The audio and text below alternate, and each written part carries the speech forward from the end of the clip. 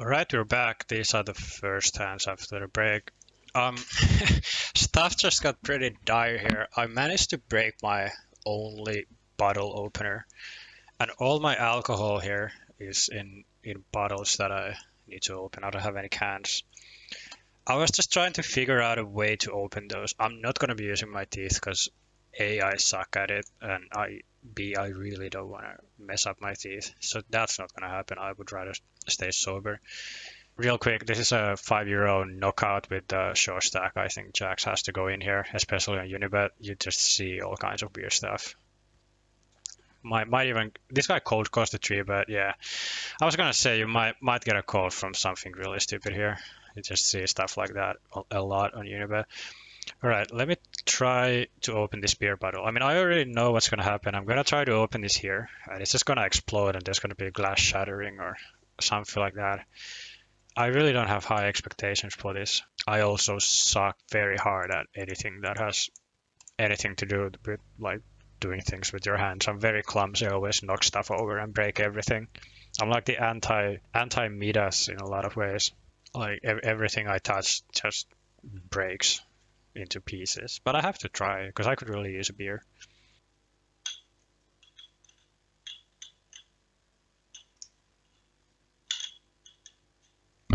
Alright, I would say that opening a beer bottle using a beer bottle failed. So I'll try the spoon. And it can't be that bad. This fucking bottle, seriously. Yeah, I'm not doing too well with the spoon either. I could also go knock on my neighbor's door, I guess, but I don't know my neighbors at all. And Finns are notorious for being super shy about confrontations with strangers. Okay, seriously, come on. Ooh, this might actually work. So to any new viewers, this is now the Chuck Bass beer tasting stream, except that we don't have a bottle opener. I think this might be pretty confusing. First look at this stream if you joined just now. Yeah, I know my beer bottle opening game is not GTO. This is getting a little bit embarrassing, so I'll give myself... Okay, I already hurt myself as well. This was definitely expected though. I told you I'm very good at being clumsy and hurting myself. Okay, one last try, and if this doesn't work, I'll just go and open the bottle of shitty wine and find a bandage somewhere. Oh, I hurt another finger as well. Okay, so both of my hands are now bleeding. I have one beer bottle that is like 70% opened, meaning that all the bubbles are gonna disappear from the bottle, but I still can't actually get any beer in my system. So one last try. Fucking hell, it seems like it might actually open now. Yeah, I think I just have to give up. I'm gonna go find a bandage and try to not sit out in the process. Bleeding a little bit too much everywhere. That wasn't GTO. I know that was pretty embarrassing, but a man's gotta do what a man's gotta do. Alright, sorry, back to the chat. Yeah, a Finnish guy that can't open a beer must be the only one. Yeah, I'm not proud of that 10 minutes of my life here. And the worst part is that, oh man, I shouldn't be saying this, but whatever, I think I deserve it. So the worst part, and I really shouldn't be putting ideas in people's heads. And also I fold King 3 here just because of the bubble. Maybe I shouldn't, whatever. Anyway, so the worst part is that you can watch this whole stream afterwards, which means that you can also record the screen, which means that you can put a video of that on YouTube, which will haunt me forever. And that is not something I particularly look forward to, but it is what it is. I would say that one of the absolute best life skills that I've learned in my poker career is that you really have to be able to laugh at yourself. King Jack, it's not exciting. Against this guy I shoved though, he's opening 60% of buttons and he's kind of all over the place. It sucks when he calls with like a6 off here, which he will probably do, but anyway, it's not like I'm getting a bunch of interesting pay jumps without gambling, and I think this is just way ahead of his button opening range. Call with 7 is fine, really doesn't feel like I'm gonna hit. Yeah, couldn't feel it coming, so that was the end of that. It's alright though. We'll just have to pick something else. Let's see how many we have left in the free roll. 98 left, less than 10% of the field left. The final number of players was 1213. My initial estimate was 60, so I was a little bit off, I would say. That is pretty funny. It's a pretty interesting line from 10-9 there. I'll take it. Okay, so yeah, you asked for drunken poker stories and Tinder stories. I think that was the order.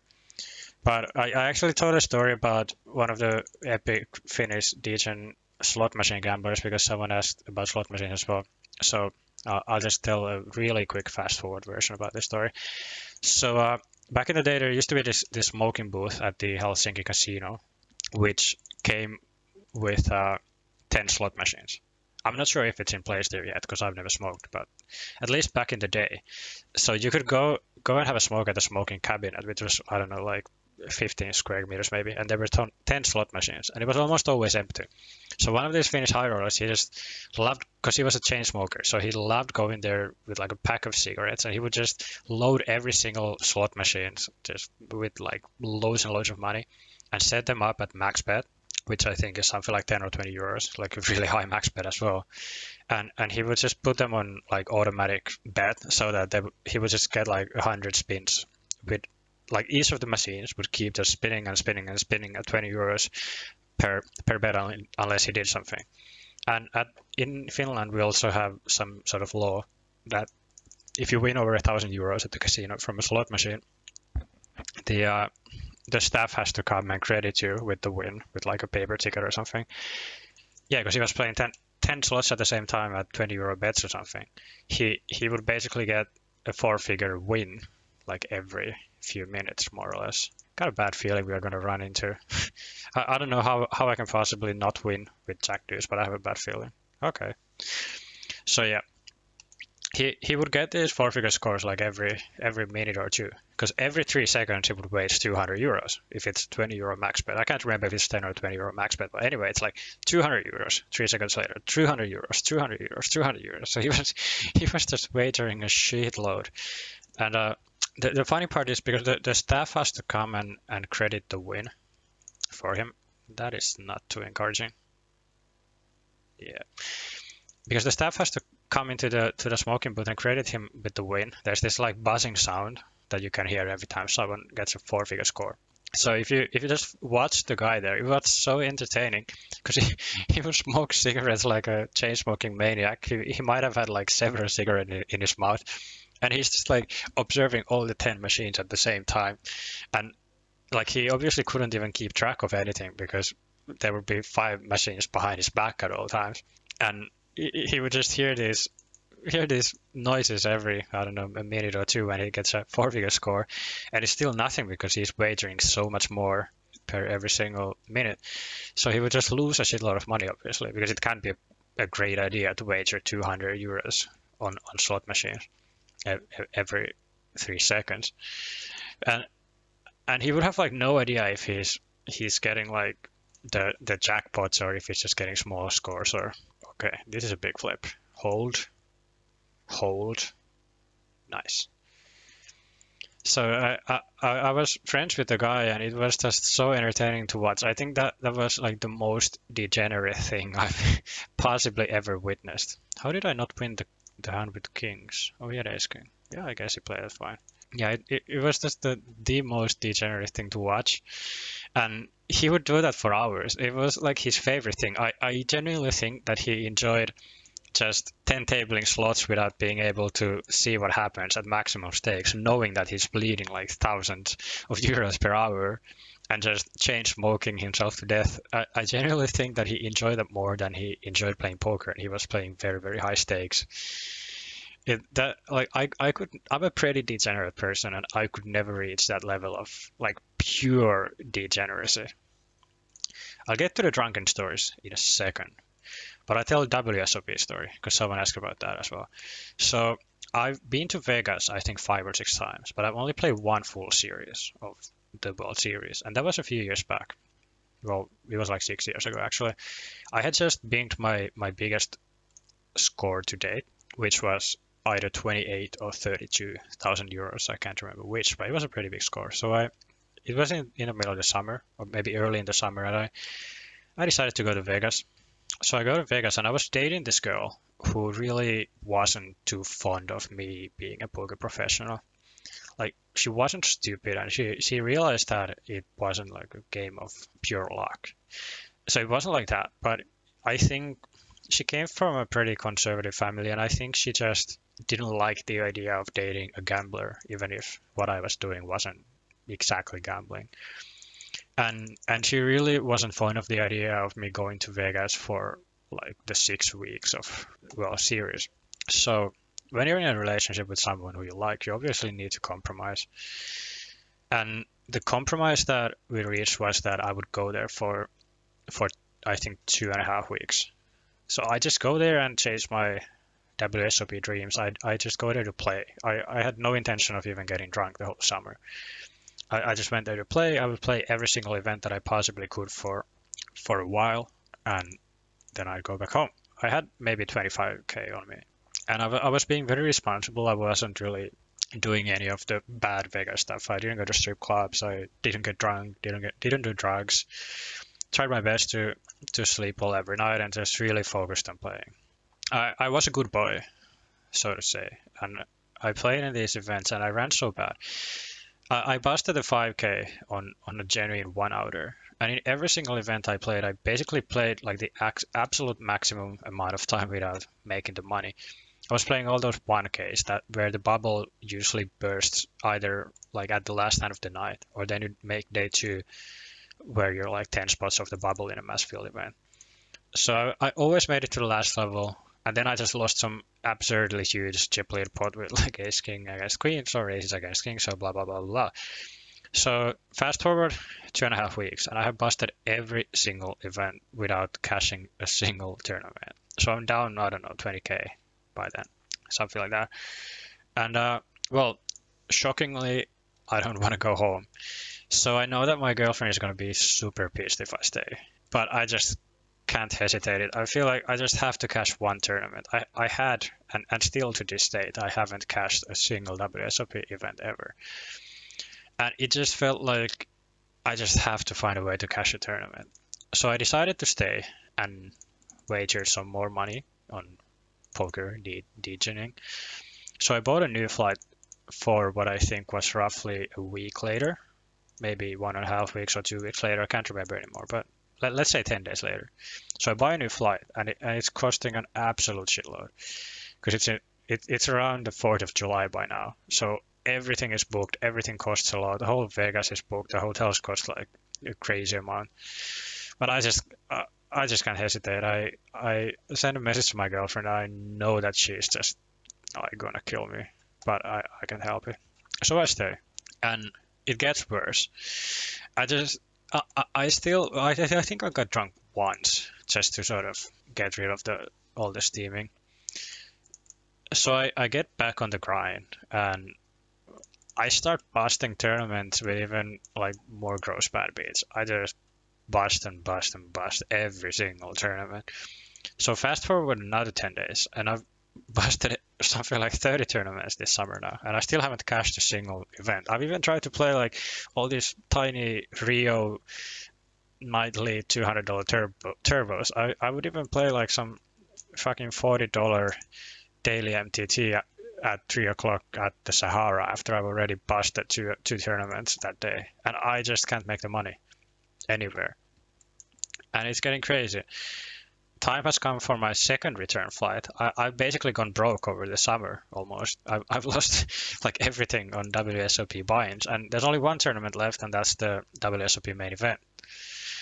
And my girlfriend is already threatening to break up with me, so things are really not going well. So obviously, my degenerate mind thinks that this is a sign from the universe because everything else has gone so poorly. Now I just really have to push it and stay here for the main event. So I decided to take a bit of a gamble with my bankroll. I did sell some action, but I kept like a very big chunk of my main event, over 50%. So I decided to play, and I bought a new return flight for day 4 of the main event because by then every single year the bubble had burst at the end of day 3. So I figure that if I don't make this flight, I'll be in the money. I mean, cash being 20K or something. So even if I'm down for the summer, I've at least finally managed to cash something. And even better, I managed to cash the WSOP main event. So I wouldn't mind buying a new flight then. So I buy flights for the day 4, and I register, use my last $6,000 or something on that buy-in, and message my girlfriend that I'll see you in a week, because the main event has like 1A, 1B, 1C, 1D starting days, and so it goes on for a while. I think I played the starting day 1A, and I was one of the biggest stacks after the first day. I think the average was like 40k, and I had like 110k, and it was still like the level 400, 800 at the start of day 2, so I had a massive stack. Day 2 went pretty solidly. I lost a really, really annoying big pot to Brian Hastings, where I had top 2 and he had bottom set. But I still finished the day with double average. And I felt like, okay, this is it. I'm just crushing. And I felt like I was playing so well. So then I had to wait for another 2 days for the day 2B or whatever to finish. Comes day 3, and I'm seated next to Johnny Chan. And he's so bad. Like, even by year 2010 standards, he was so bad that he wouldn't beat $5 tournaments online. He was just like all over the place, playing like 70 VPIP, just choosing the worst line with every single hand on every single flop. He was just like a fucking walking disaster. And I just got destroyed by Johnny Chan. He just like floated every single C bet I made out of position basically, and then just always somehow had trips on the river, something really stupid like that. And I just slowly bled my chips to him, and I really don't think that I even made a mistake. There was like no ego. I was really focusing, really controlling myself. This is not something that I always manage to do, but I really think that I managed to do it there. And I just ran really bad, but I still pretty much minimized my losses.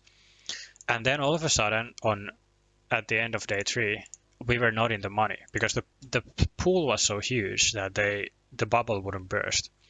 So we were something like a handful of players away from the money. And I have my return flight early on in the morning of day 4, and I have something like maybe 20 big blinds.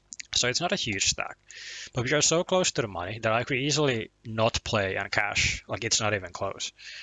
But obviously I don't want to do that, because my stack was still worth like tens of thousands of dollars, and obviously I'm not going to abandon my stack. So basically, I'm not proud of this at all. This is obviously not the way you should think as a poker player ever, because you're just playing way too high stakes if this is how you feel. But after the dramatic summer that I had, like how absolutely poorly everything had gone, I basically figured that I'm just gonna play so tight. I might like fold ace king to to a single bet or something, just because I really want to make the money. We were so close to the money as well. So I mean, I wouldn't have done anything like super super super needy, but let's just say might have like raised folded ace king to a shove or something stupid like that. So anyway, I have to message my girlfriend once more that yeah, I'm not making it to Finland yet. I have to buy one more return flight for a few days later, and I'm seriously unsure if I will ever like recover if I don't make the money somehow, because it'll just be too much. So day 4 begins. I somehow managed to get a really good table, and by good I mean that everyone is just a massive nit. I thought that I had an embarrassing game plan of just like somehow getting to the money, I don't care how, but everyone else wanted to make the money even more. So I could, even with my like 20 big blinds, I could just open raise like 40% of hands and people would just fold every time. No one would defend their big blind ever. I could just raise and get folds, raise and get folds, and people would like turn over like nines against the raise and be like, yeah, I don't want to risk it because I'm close to the money. So I basically almost doubled. I actually think I did double my stack. I had 40 big blinds, so we are now more or less on the bubble. And there was this Asian dude to my direct left who was like the only guy who was really even open raising. He hadn't 3-bet me once, and whenever I opened, he just folded. But whenever I folded, he opened. So it kind of seemed like he didn't really want to play big pots against me, or in general, like risk anything either. He had basically the same stack as me. He covered me by like 5 big blinds or something. But anyway, so I think he was opening basically every single button whenever I folded. So we are just a handful of spots from the bubble, and I get dealt nines in the cutoff, and I obviously open once again. And he says raise and throws in like 2 big blinds. my open was the 2.5 big blinds, and he threw in 2 big blinds and change, which was his normal button open. So he was basically opening 100% of hands on the bubble on the button, more or less. And I was pretty sure that he just hadn't noticed my raise, because sometimes people really want to angle shoot. Like this is quite often this is kings or aces, obviously. This is like the classic angle shoot, the mistake three bet. But in this case, it really didn't seem like it. So the floor gets called, and since he did say raise, and everyone heard him say raise, it gets ruled a min three bet. So he just has to throw in the min three bet. So he three bets to 4 big blinds. So there's now my 2.5 big blinds, his 4 big blinds, and the blinds and annies in the pot. So there's 8 big blinds or whatever. No, wait, more. There's nine big blinds in the pot. Obviously, I'm very, very scared of him angle shooting there. Because if he's angle shooting and has aces or kings, and I end up bubbling the main event, I'm not sure what I would do. I might just like set myself on fire at the Rio parking lot or something. But I'm just so sure that he's not angle shooting. He just really doesn't seem that way. I would estimate that I'm like 98% that he is not angle shooting. Even though I really want to make the money, and even though it's obviously very, very tempting to just call and set mine and make sure that I don't bust, it's just such a huge edge to be had. Because if his range is 100% of hands, or even say 60% of hands, whatever, like a massive button opening range, and there's 9 blinds in the pot, he can never call. He even has to fold like ace queen. So he's never calling, and he has every single hand in his range. It's just such a big edge that basically I have to decide that I'm just going all in. Because like you don't get a better spot than that. And coincidentally, the level we were playing was such that the amount of chips in the pot pre-flop after his min 3-bet was the exact same amount as the starting stack of the tournament, which was 30k. So basically, well, I know that ICM changes things a little bit, but basically there's $10,000 out there. So I just cannot not pick up the $10,000. So I go all in, and at the same time, I'm just like getting ready to slit my wrist, because if he snap calls, I might maybe murder him at the table for doing that. And when he doesn't snap call, when he doesn't call in the first 20 seconds, I'm like, phew, okay, so he just has nothing. So yeah, I can be pretty relieved. So I felt like he was just like fake tanking to make it look like he actually has a hand, whereas I assumed he has nothing. So anyway, it goes on for like a really weirdly long time. All of a sudden he's tanked for like 7 minutes.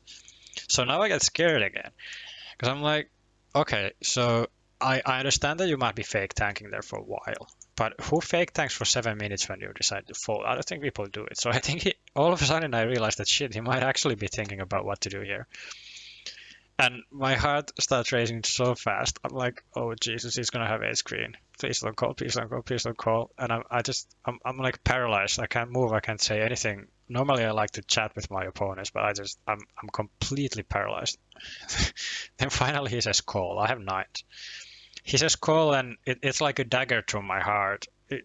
I've never felt such devastating emotion in my life at a poker table than when he says call. Because I can see it already. I can see him having ace queen. I can see him binking it, like this guy's binking his ace jack here. And I can just see my main event getting shattered to pieces and bubbling it. And I don't think we were playing hand for hand, but for some reason his hand doesn't get turned over immediately. Like we have to wait for the floorman, I think. And I'm like, okay, so do you have 2 big cards? And he's like, no. And then I get my hopes up. I'm like, maybe you have a small pair. Because I wasn't sure how exactly the rules go. Like I just couldn't turn my head over, because I assumed it must be fine. But I obviously didn't want to risk my hand somehow getting ruled dead, because I didn't know like what we were even waiting for. So I was just waiting there with my heart racing. So finally the floor comes over again, and the hand gets turned over. And he has 8s, so it's my 9s against his 8s, and I'm like praying in my mind so hard, like just please, just let me hold this one time. I'll do anything. Just please let me hold this one fucking time. I don't care if I get outdrawn the next 7 million times. I just have to hold this one time. And the flop comes 8 deuce, so I'm drawing dead. So I more or less bubble the main event. And then I go home and I break up with my girlfriend the first night home because she just couldn't take me being gone for 5 weeks. So that was not the greatest summer I've ever had. That was one pretty expensive WSOP main event as well. And I wish I could say that it's one of those experiences that helps you grow as a human being or whatever. Well, maybe it was. But man, that was just really shitty. Even now, I still haven't cashed the World Series years and years later, and I like almost want to vomit just thinking about it. It was so shitty. But yeah, there's a World Series of Poker story for you. And the Asian dude ended up making the final table as well. It was one of the first years. I think it was the second year with a November 9, if I remember correctly. So he made the November 9 in the end. It wasn't Joseph Chong. It was the other Asian dude who got like 7th or something. But yeah, 80 big blind pot on the bubble of the World Series of main event as well. So that was pretty gross. No reason to slow play aces. I'm just way too short here. So 24 left in the free roll, 20 paid. Okay, now let's hold with the aces and we can actually get a final table going maybe. Hold.